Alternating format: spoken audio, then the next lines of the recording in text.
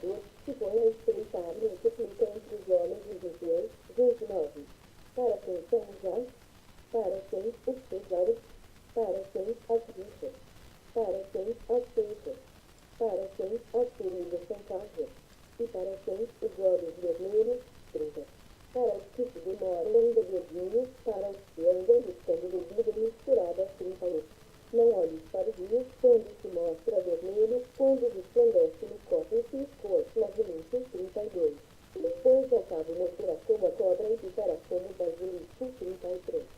Os teus olhos verão coisas esquisitas, e o teu coração falará perversidade. 34.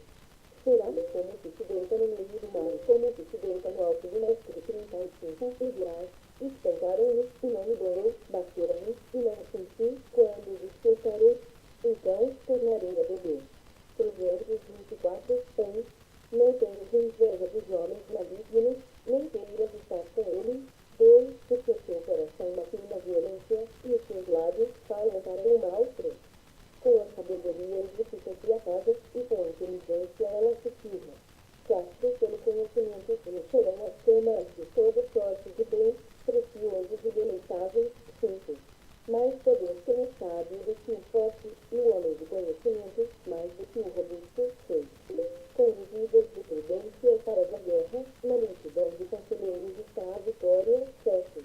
A sabedoria é alta demais para o insensato, e juízo, a sua boca não terá palavra. 8.